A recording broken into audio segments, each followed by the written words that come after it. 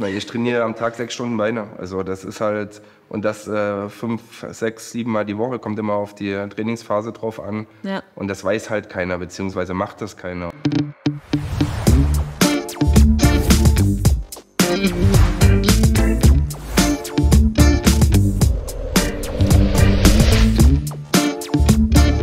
Herzlich willkommen zu Out of the Box. Hier sitzen sich die unterschiedlichsten Persönlichkeiten aus Fitness und Gesundheit gegenüber und reden, diskutieren, tauschen sich aus. Worüber? Das entscheidet die Box. Alles ist spontan, interaktiv und überraschend anders. Leonie Kommos. Was macht Bodybuilderin, wenn ihr keine Gymwear gefällt? Richtig, eine eigene Kollektion entwickeln. Bodybuilderin und Content Creator Leonie macht es vor. Robert Förstemann. Andere ziehen mit ihrem Fahrrad einen Cruiser. Er zieht einen LKW. Bahnradsportler Robert Förstemann blickt auf eine beeindruckende Karriere, inklusive olympische Bronzemedaille.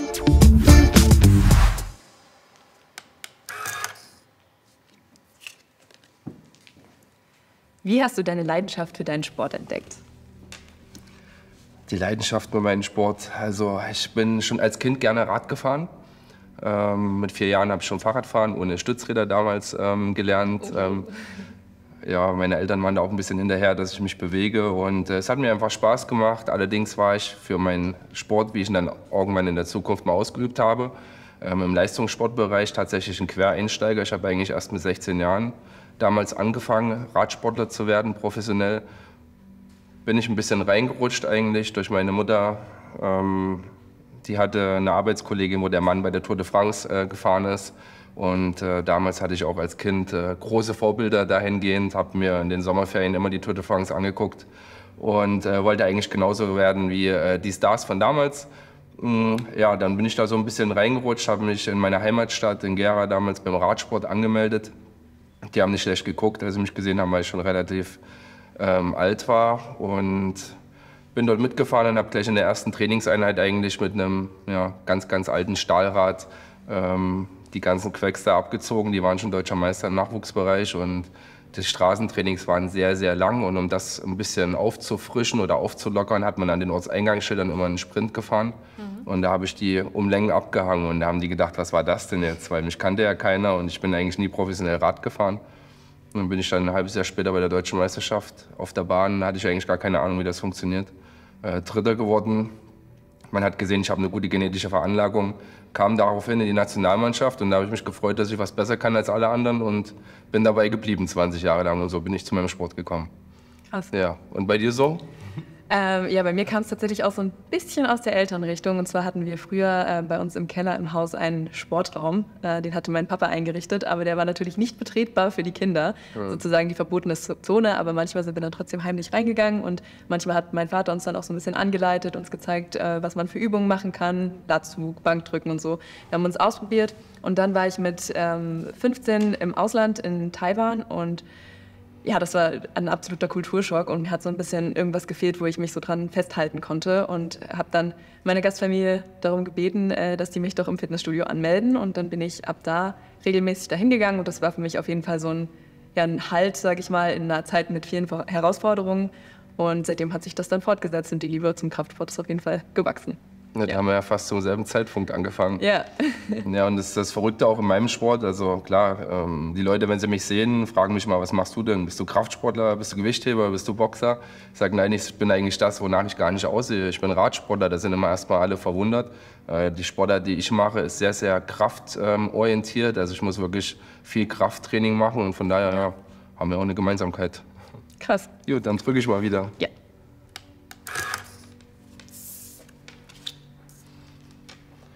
Wann hast du das letzte Mal etwas Neues ausprobiert? Möchtest du zuerst antworten? Ich muss mir das überlegen. Du musst dann noch überlegen. Was ich sage. Ja, tatsächlich ist das im Leistungssport oft so, dass man neue Dinge ausprobiert. Alleine schon aus dem Grund, um neue Reize zu setzen. Ich mache den Sport, wie ich es schon erwähnt habe, eben seit 20 Jahren. Und da ist es ganz wichtig, mal neue Reize zu setzen, mal was anderes zu machen. Bei mir ist das zum Beispiel im Kraftbereich die Kniebeuge. Ich habe jahrelang beidbeinig Kniebeuge gemacht, war dann irgendwann fast bei 300 Kilo mit 90 Kilo Körpergewicht.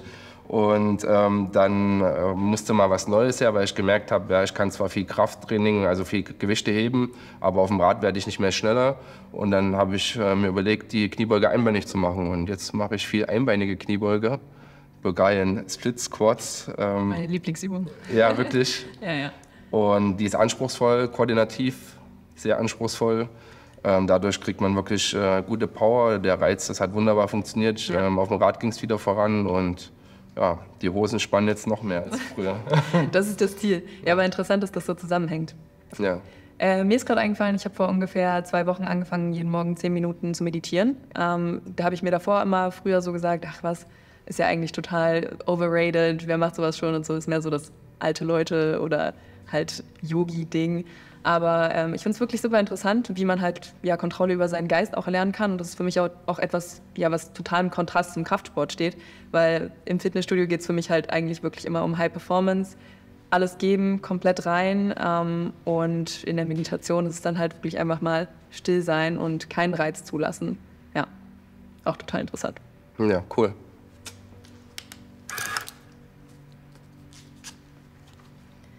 Wann warst du das letzte Mal mutig? Mutig? Das ist immer so eine Sache. Also für mich selber, also wenn die Leute zuschauen, was ich für einen Sport mache und das erste Mal auf einer Radrennbahn sehen, da schütteln die alle mit dem Kopf und sagen, ist der aber mutig? Quasi jeden Tag. Ja. Für mich selber ist das natürlich nicht mehr so die Herausforderung, weil ich das schon lange mache. Nichtsdestotrotz, ja, ist es eigentlich schon jeden Tag mutig aufzustehen und sich den Herausforderungen des Tages zu stellen, gerade auch im Leistungs- oder Spitzensport, den inneren Schweinehund zu überwinden und nicht einfach liegen zu bleiben, zu denken, boah, heute nicht. Ja, wie gesagt, das erfordert jeden Tag aufs Neue eigentlich Mut. Ja, absolut. Ich hatte vor ungefähr 1,5 Jahren 2 Bandscheibenvorfälle und danach war für mich erstmal die Welt komplett zusammengebrochen, weil im Kraftsport, was willst du machen, wenn dein Rücken kaputt ist, dann hast du das Gefühl, alles ist verloren. Aber ja, dann habe ich mir gesagt, nee, das kann es nicht sein. Vielleicht geht es eher um Anpassungen als ums Aufhören und sich was Neues suchen. Und dann habe ich mir tatsächlich auch einen Coach genommen und mich da langsam wieder rangetastet und ja, halt auch, wie du gerade eben schon gesagt hast, jeden Tag einfach die neue Herausforderung angenommen und mir gesagt, da geht noch was, ich kann wieder dahin zurück. Ja, es war auf jeden Fall eine große Herausforderung, aber hat mich wachsen lassen und deswegen lohnt es sich auf jeden Fall mutig zu sein. Ja, also ich kann alles machen wie davor, bin auch stärker sogar. Cool.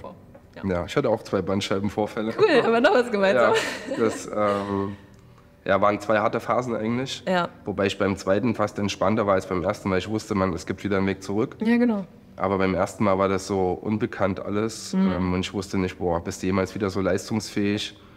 Kannst du jemals wieder Kniebeuge machen? Kannst du jemals wieder richtig Kraft auf die Pedale übertragen? Also da gehört ja die gesamte Muskelschlinge dazu. Also auch der Rücken spielt da eine ganz wichtige Rolle. Genau. Und total unangenehm, aber es ist immer so ein Paradebeispiel eigentlich auch für Leute, die nicht im Sport unterwegs sind, dass ein Bandscheibenvorfall jetzt nicht das komplette Aus bedeutet. Ja, total. Ja, wollte ich auch gerade sagen. Und halt auch, dass so die ein oder andere Verletzung vielleicht einfach mal im Leben kommt und es halt dann einfach darum geht, damit umzugehen und irgendwie immer ein Learning dabei ist. Ja. Ja. So ist das. Welche Momente machen dich glücklich? Ein erfolgreicher Trainingstag. Ja. Das ist eine Berufskrankheit. Ja, stimmt. Ja, tatsächlich ist das so. Ich habe wirklich extrem schlechte Laune, wenn ich mein Pensum am Tag nicht absolvieren kann oder nicht das machen kann, was ich mir vorgenommen habe. Das kann für das Umfeld anstrengend sein, muss ich auch dazu sagen. Man ist halt irgendwann so professionalisiert und auf bestimmte sportliche Ziele ausgerichtet, dass viele andere Sachen, obwohl sie eigentlich auch sehr bedeutend sind, auf der Strecke bleiben. Das ist so ein bisschen die 2 Seiten der Medaille, aber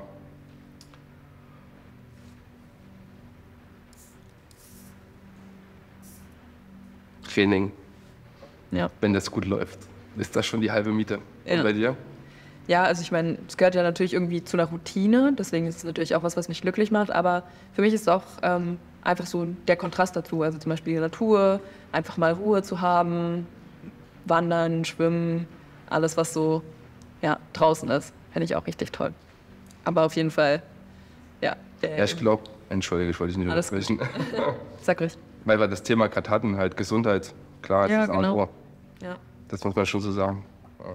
Das vergisst man halt immer, ne? Man ist so auf den Sport, also ich zumindest, ausgerichtet und fokussiert, dass du eigentlich gar nicht mehr so richtig checkst, wie wichtig eigentlich Gesundheit ist. Ne? Ja, genau, das stimmt. Und man merkt es halt erst dann wieder, wenn halt was Schlimmes passiert. So sieht's aus. Ja. Ich drücke. Drück. Grün. Wenn ich mein Leben lang nur ein Gericht essen könnte, welches wäre das? Das ist schwer. Ich weiß nicht, hast du einen festen Ernährungsplan oder so? Also irgendeine feste... Also ich habe keinen festen Ernährungsplan. Ich weiß ja, was ich essen muss in den bestimmten Trainingsphasen. Das ist ja immer abhängig von der Trainingsphase. Also wenn ich jetzt in der Trainingsphase bin mit viel Grundlagen-Ausdauertraining tatsächlich esse ich viel Nudeln. Ja. Wenn ich in der Kraftphase bin oder auch in der spezifischen Phase, esse ich auch viel Fleisch. Ja. Also alles, wo irgendwie Proteine drin sind und ja, man lernt irgendwann ein Gefühl dafür zu entwickeln. Von daher ist das jetzt bei mir nicht, also ich habe keinen strikten Ernährungsplan in dem Sinne. Ich ernähre mich sauber und gesund Ja. und so, wie mir das mein Körper braucht. Und ich merke sofort, wenn ich das nicht richtig gemacht habe, dann stimmt das halt auch auf dem Rad nicht mehr. Und was wäre dann dementsprechend das Gericht? Und das ist nicht so einfach zu beantworten. In der Regel werden das dann wahrscheinlich Nudeln. Spaghetti mit einem Steak. Okay. Einfach, aber Oder Fisch. effektiv. Ja.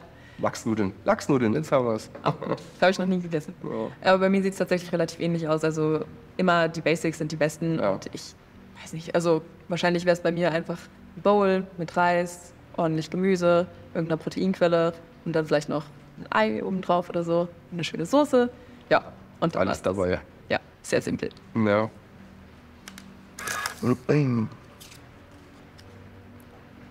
Was sind die größten Missverständnisse oder Vorurteile, die Menschen über deine Sportart haben?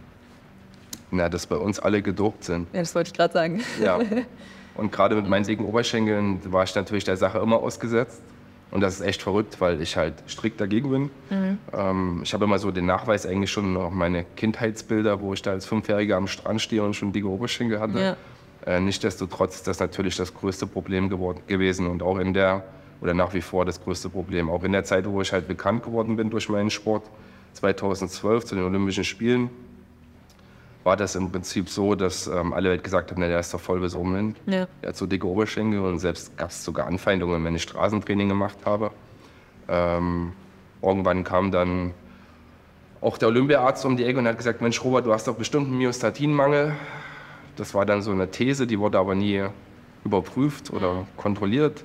Das heißt also ein Gendefekt, der den ungebremsten Eiweiß oder die ungebremste Eiweißausschüttung verhindert. Das war mal die Vermutung und das stand dann auch irgendwann in der Zeitung und seitdem war ich dann immerhin nicht mehr der immer dopt, sondern der einen Gendefekt hat, Ja. was eigentlich auch nicht so ganz richtig Ja, war. die Leute suchen sich halt immer die Ausrede dafür, dass man so gut in dem ist, was man tut. Richtig, weil sie es Und- selber oft nicht erreichen, genau. Ja, genau. Das hört sich immer fies an, aber klar, es ist natürlich oft so. Und im Endeffekt ist das, was einen wirklich an den großen Erfolg bringt, meistens eine Kombination aus ein bisschen Genetik, aber vor allem auch der harten Arbeit und dem Mindset. Ja, also genetische Voraussetzungen, klar, ist da, aber auch Talent ist nicht alles. Man muss sich halt wirklich quälen und Ja, das halt über Jahre und also ich persönlich bin auch nach wie vor an der größten Kontrollstufe, die es eigentlich bei der NADA und bei der WADA sind, die nationalen und internationalen Anti-Doping-Agenturen. da muss man ja sogar täglich seinen Standort eintragen. Auch jetzt, dass ich quasi Ja. hier bin. Du wirst rund um die Uhr überwacht. Ich muss überall angeben, wo ich bin und immer für eine Dopingkontrolle bereitstehen. Ja. Also ich habe so im Jahr zwischen 10 und 40 Dopingkontrollen. Krass. Und ich finde es auch gut so, dass das so ist. Allerdings bin verlierst ich du halt der deine Meinung, Glaubwürdigkeit. ja, dass es halt auch international so sein müsste. Das ist halt oft leider nicht so, aber den Dingen, ja, da braucht man auch durch die rosarote Brille nicht gucken. Am Ende musst du auch an den Leuten vorbeifahren oder versuchen, besser zu sein. Und alles andere führt zu nichts. Genau. Ja. Ja, ich glaube, also der gleiche Vorurteil, der bei dir herrscht natürlich auch im Bodybuilding Klar. und im Kraftsport. Aber ich glaube, was anderes, was viele Leute noch missverstehen, ist, dass sich viele Leute im Kraftsport nur für ihr Aussehen interessieren oder es halt wirklich nur darum geht, eine Top-Shape zu erreichen, seinen Summer-Body zu kreieren oder so. Ja. Und ich glaube, das ist vielleicht für einige Hobbysportler der Fall, aber ich denke, die meisten lernen halt wirklich diesen Grind, also diesen Hustle, das Energie reinstecken und wirklich das Arbeiten für etwas, von dem du dann auch das Ergebnis irgendwie erhältst in Form deines Körpers. Das ist wirklich so der Kern, um den es da geht. Und natürlich auch die mentale Herausforderung, sich mit jeder Wiederholung, mit jedem Satz, mit jedem Training mental zu pushen und natürlich auch körperlich zu pushen. Ich glaube, das ist wirklich der Reiz, der dann letztendlich auch dazu führt, dass die meisten Leute dann langfristig dranbleiben und halt nicht dieses, ach ja, ich trainiere halt 3-4 Mal die Woche, weil ich einfach nur einen schönen Körper will. Ja, die vergessen das. Also es ist halt immer eine einfache Begründung, ne, für Dinge, die man selber nicht erreichen kann. Ja. Ich meine, ich trainiere am Tag 6 Stunden Beine. Also das ist halt, und das 5, 6, 7 Mal die Woche, kommt immer auf die Trainingsphase drauf an. Ja. Und das weiß halt keiner, beziehungsweise macht das keiner. Und klar, irgendwann gehst du da halt so ein bisschen, kriegst du halt dicke Oberschenkel, so ist das halt einfach. Ja. Und ja, bei dir nicht anders.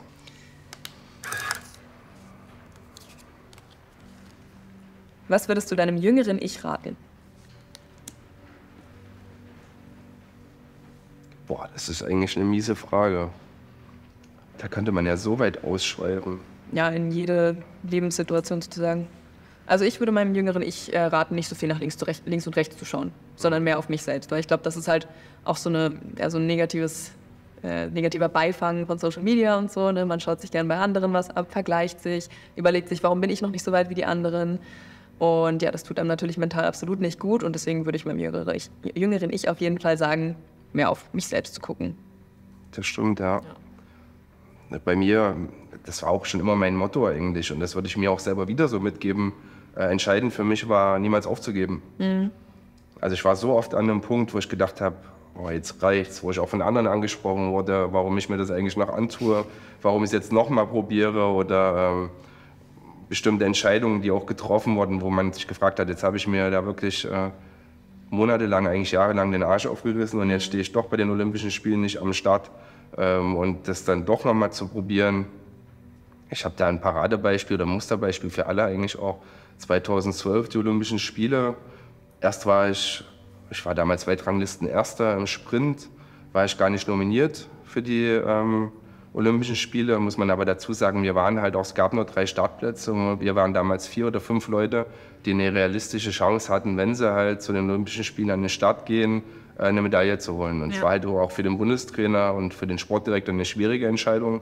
Nichtsdestotrotz ist die Entscheidung gegen mich ausgefallen und ich habe trotzdem jedes Trainingslager mitgemacht. Jede gesamte Olympia-Vorbereitung, habe gesagt, ich bin immer, falls einer ausfällt, falls einer krank wird, ich bin da und ich werde fit sein. Das führte dann so weit, dass ich damals im Höhentrainingslager in Colorado sogar deutschen Rekord gefahren bin, fast Weltrekord, kurz vor den Olympischen Spielen. Und wirklich über Nacht erfahren habe, dass ich nachnominiert werde für die Spiele. Durch einen kleinen Umweg. Ich wurde quasi als Mountainbiker nominiert. Ich hatte eigentlich nicht mal einen Mountainbiker, aber ich wurde als Mountainbiker nominiert. Dadurch hat man einen Startplatz mehr auf der Bahn und halt auch eine Medaillenchance mehr für den Verband. Das war die Begründung damals. So bin ich überhaupt erstmal nach London gekommen. Dann war ich in London und es war der Tag, wo Teamsprint angesagt war. Das war die Disziplin, wo ich am stärksten war. Oder meine Schokoladendisziplin. Und bin an dem Tag auf die Bahn gegangen und wusste, ja, heute ist der Tag, wo halt meine Kollegen die Medaille holen und ich nicht. Klar ist man auch in gewisser Weise ein Team, aber auf der anderen Seite ist das halt für jeden das Größte bei Olympia oder zu den Olympischen Spielen eine Medaille zu holen. Und dann ist es trotzdem hart, wenn du zuguckst, wie die anderen für dich die Medaille holen. Ja. Ich hatte an dem Tag Training, um mich auch auf die nächsten Tage weiter zu fokussieren.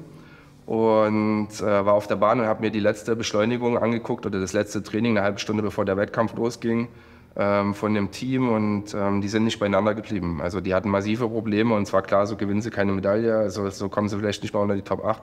Und da hat der Bundestrainer zu mir runtergebrüllt, Robbe, hast du den Anzug, das ist mein Spitzname im Sport, hast du den Anzug dabei? Ich sage, ja, habe ich dabei. Du fährst jetzt. Da dachte ich traue meinen Ohren nicht. Ich bin da früh hin, wie gesagt. Ich dachte, das wird für mich ein mieser Tag. Und jetzt auf einmal hieß es, ich fahre Teamsprint. Und das bedeutete für mich, ich fahre jetzt um Medaillen. Allerdings bin ich das also wirklich aus dem Training rausgefahren. Ich war nicht vorbereitet drauf und war sehr müde. Und im ersten Moment war ich im 7. Himmel und habe gedacht, oder auf Wolke 7 und habe gedacht, boah krass, jetzt fährst du in die Medaillen. Und als es dann losging, werde ich nie vergessen, dieses Gefühl, wie ich merke, meine Beine sind komplett müde. Und ich dachte, das gibt's doch nicht. war halt nicht vorbereitet. Ja, klar. Und dann bin ich 3-mal um mein Leben gefahren. Am Vorlauf waren wir sogar noch Fünfter. Dann haben wir uns im Halbfinale stark gesteigert. Und im Finale, also wir sind dann sogar knapp an der Silbermedaille vorbeigefahren, haben wir dann die Bronzemedaille geholt. Und am Ende des Tages stand ich da mit einer Olympiamedaille, womit ich halt in keinster Weise gerechnet hatte. Krass. Und das war für mich so immer das Paradebeispiel, allen Leuten mitzugeben, niemals aufgeben. Es kann bis 5:12 noch was passieren. Ja. Wie gesagt, eine halbe Stunde vorm Start wusste ich nicht mal, dass ich noch in irgendeiner Form eingesetzt werde. Und dann stand ich am Ende des Tages mit der Medaille da. Okay. Und das ist so das, was der Sport einem auch mitgibt, in der Persönlichkeitsentwicklung, in allem. Das zieht sich durch jeglichen Lebensbereich, glaube ich, auch dieses Selbstbewusstsein zu wissen, auch wenn die Dinge mal nicht so laufen, es kommen wieder bessere Phasen. Es ist noch alles möglich. Genau. Dann hat sich ja alles noch ausgezahlt. Jetzt habe ich lange geredet. Ja. Willst du drücken? Ja.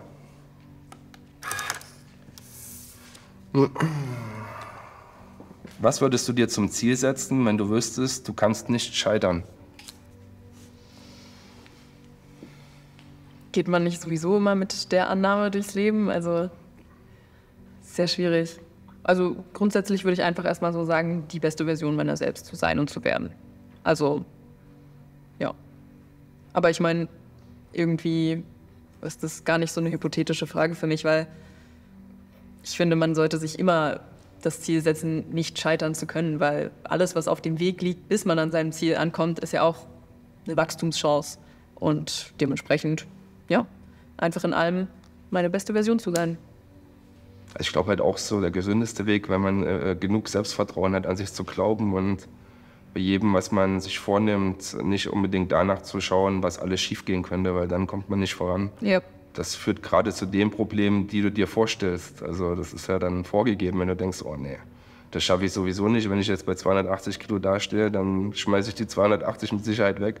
Als wenn ich dastehe, mein Ziel ist eigentlich 290 und die 280 schaffe ich locker. Ja. Ja, genau. Also so habe ich das zumindest immer gemacht und es hat ganz gut geklappt. Ja, alles eine Frage des Mindsets. Das wird Mindsets. nicht anders sein. Ja, richtig.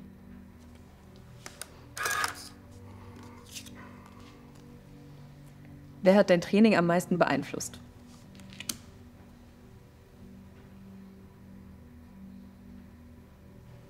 Ich selbst. Meine Tagesform. Ja. Also klar, die Frage kann natürlich kann es auch um Vorbilder gehen. Die hatte ich zweifelsohne. Das war, als ich angefangen habe mit Radsport damals, Jan Ulrich und Lance Armstrong mit dem ewigen Duell.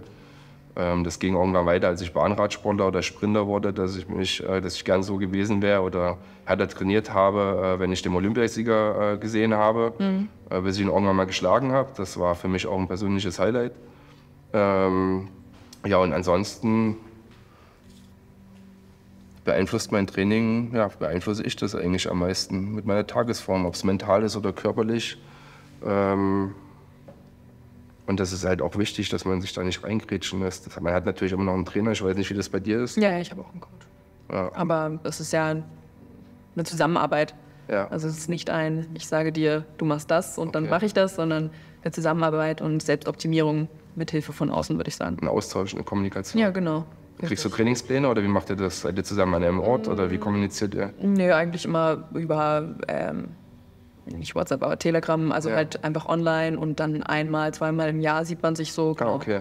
Ja, aber es ist halt so also ich sag mal so, ich gebe meine Ziele weiter, er macht mir einen Vorschlag, ich schlage dann wieder irgendwelche Änderungsvorschläge vor und so ergibt sich dann halt über die Zeit einfach so der optimale Plan und ja, das verändert sich dann natürlich auch wieder, aber genau, das wäre so grob. Aber ich muss sagen, so grundsätzlich von der Basis her würde ich nicht sagen, dass mein Coach mich da am meisten beeinflusst hat, sondern meine Zeit, als ich in Brasilien war mit 16, da ist das nämlich so ein anderer Trainingslifestyle, das kann man sich gar nicht vorstellen. Also wirklich gefühlt jeder hat einen Ernährungsberater, der dann auch einmal die Woche zu einem nach Hause kommt und einem Ernährungsplan schreibt, egal ob man jetzt wirklich Fitness isst oder nicht. Und auch die Art und Weise, wie in den Studios trainiert wird, ist ganz anders. Also die Frauen sind dort viel mutiger, viel offener, die schreien rum während des Trainings und gehen wirklich an ihre Grenzen. Und als ich das gesehen habe, hat mich das irgendwie so inspiriert und da bin ich immer noch drin in dieser Schiene, sage ich mal so. Also, dass ich das weiterhin inspirierend finde, aber natürlich auch für mein Training übernehme. Also nie irgendwie mein Selbstbewusstsein im Gym zu verlieren und halt immer auf mich zu schauen und einfach mein Ding durchzuziehen. Ja. Also bei uns ist das tatsächlich so, dass der Trainer eigentlich immer am Sportler ist. Jetzt ist das auch eine völlig andere Sportart, muss man auch dazu sagen. Und also der ist eigentlich gerade im Nachwuchsbereich und auch als ich damals in der Eliteklasse kam, jeden Tag eigentlich es ging sogar so weit, dass der Trainer mit mir mittrainiert hat, auch auf der Straße zum Beispiel mitgefahren ist oder auf der Bahn. Da gab es sogar mal einen Ausscheid auf der Bahn, da hatten wir jemanden in der Trainingsgruppe, bei dem lief schon lange nicht so und der war dann auch aus der Nationalmannschaft rausgeflogen und das hatte aber auch diverse Gründe, also auch persönliche halt, der war halt lieber feiern als Leistungssport zu machen und es ist nicht so, dass man Leistungssport nicht mehr feiert, aber halt wenn das überhand nimmt und die Leistung von der Leiter, ist das halt doof. Und dann hatte der irgendwann so die Nase voll, dass er gesagt hat, hat er sich aufs Bahnrad gesetzt, hat gesagt, wenn ich jetzt schneller fahre als du oder wenn du mich nicht schlägst, dann bist du raus aus der Trainingsgruppe. Und dann gab es ein Duell auf der Bahn und dann ist der Trainer schneller gefahren als der Sportler und dann war die Karriere vorbei. Also so läuft es dann bei uns ab. Jetzt bin ich natürlich in einem Alter, ich bin jetzt 37, mache den Sport seit 20 Jahren und weiß jetzt selber, was zu tun ist und zu lassen ist. Nichtsdestotrotz trainiere ich jetzt nicht pausenlos alleine, weil das kann man noch gar nicht. Also Qualität des Trainings nimmt schon ab, wenn du immer alleine bist. Du brauchst schon eine gute Trainingsgruppe, du brauchst auch mal einen Trainer und aber halt nicht mehr ganz so viel wie früher. Deswegen habe ich da den meisten Einfluss. Gut. Jetzt. Interessant auf jeden Fall. Also ich würde auch sagen, Kraftsport ist einfach nochmal ein bisschen mehr so ein Einzelsport. Ne? Also, das stimmt, ja. Du machst halt deine Kopfhörer rein und dann bist du halt für dich.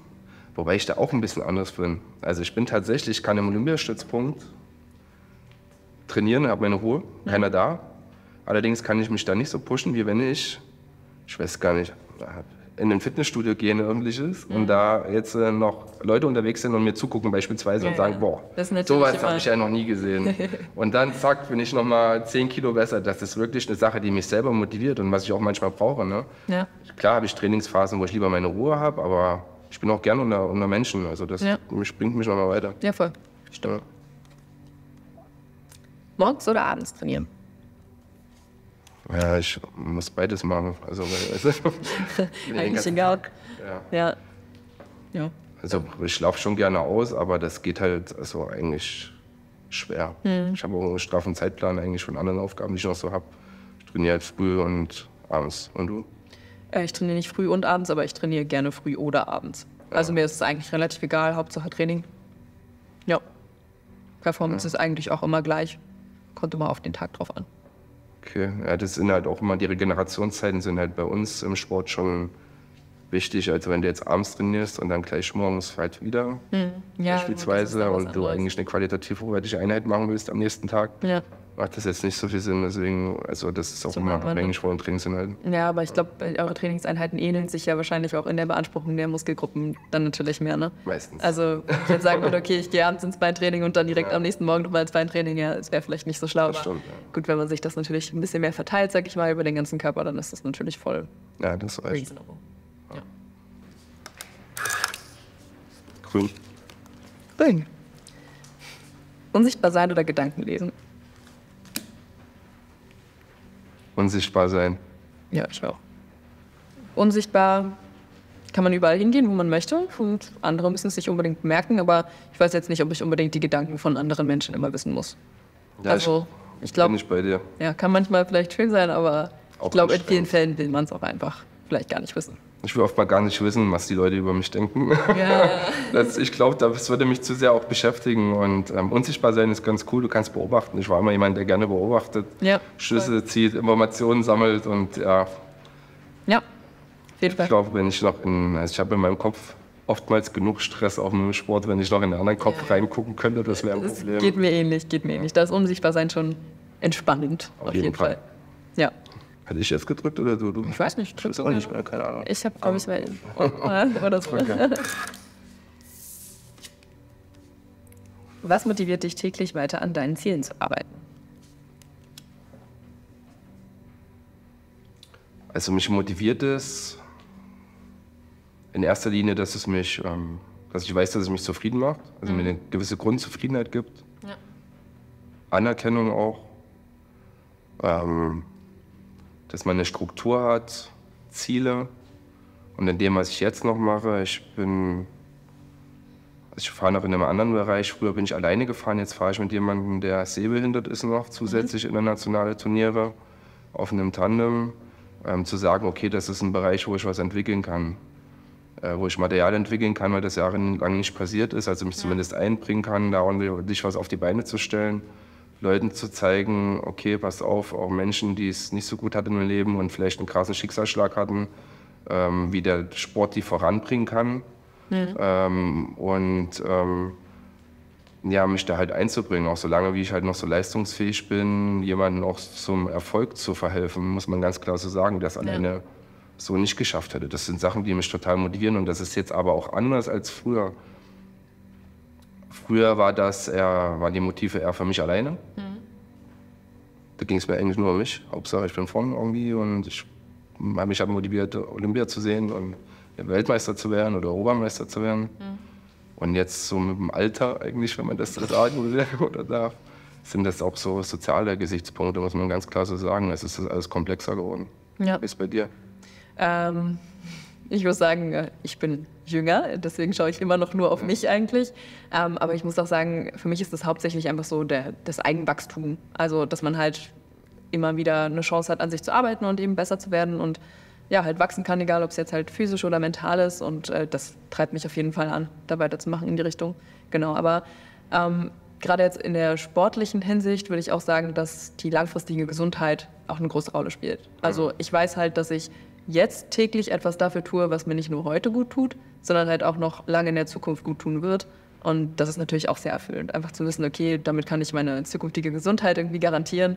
Und das ist nochmal so ein extra Motivationsfaktor. Ja, das ist auf jeden Fall cool. Aber das, was ich halt mache in der Intensität, ist nicht so richtig gesund. Ja, kann ich mir vorstellen. Ja, es kommt natürlich immer darauf an, ne? Aber ich meine, in den meisten Fällen kann man ja trotzdem immer sagen, es ist besser, als gar nichts zu machen. Auf jeden Fall. Ja. Ne? Und ob es jetzt dann extrem ist oder nicht, ja, aber immer noch besser, als nichts zu machen. Und ich muss halt auch ganz klar sagen, auch optische Gesichtspunkte spielen eine ganz klare Rolle. Also Ja, das ist so bei mir also der Nebeneffekt, wo ich mir sage, okay, ich bin zufrieden, dass ich sportlich aussehe. Ja.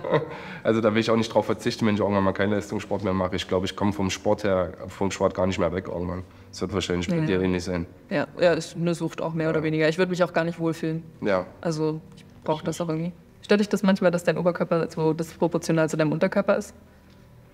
Ja, ach, das ist ja auch oft, also wirkt das auf Bildern oder so, das ist ja auch ein bisschen provoziert. Provoziert ist ja auch ein bisschen, wenn mich Leute oft mal sehen, sagen sie sich, oh, der ist ja obenrum gar nicht so schmal. Also Bankdrücken kann ich auch 180 Kilo machen, das weiß aber halt keiner. Ne? Oder Kreuzheben über 200 Kilo. Das gehört ja dazu, du musst ja ausgeglichen sein, ein bisschen auf dem Rad. Es bringt mir nichts, wenn ich unten 4 PS habe und aber nichts ankommt, weil ich das am Lenker gar nicht halten kann. Ne? Ja. Und ist halt so mein Markenzeichen geworden. Sicherlich gibt es einige, die sagen, boah, ist das aber hässlich. Dann gibt es die anderen, die sagen, das ist aber geil. Ja. Und dann so, es gibt selten was dazwischen. Ja, aber das ist nun mal so. Also ich bin damit zufrieden. Das ist halt so geworden, so entstanden und das bin ich halt. Von daher bin ich da eher stolz drauf, als dass es mir peinlich wäre. Ja, voll. Ja. Cool. Dankeschön fürs Gespräch. Hat mich auf jeden Fall sehr gefreut, mal so einen interessanten Einblick zu bekommen. Ja, ich fand's super. Auch für mich ist das mega interessant gewesen und vielen Dank dafür.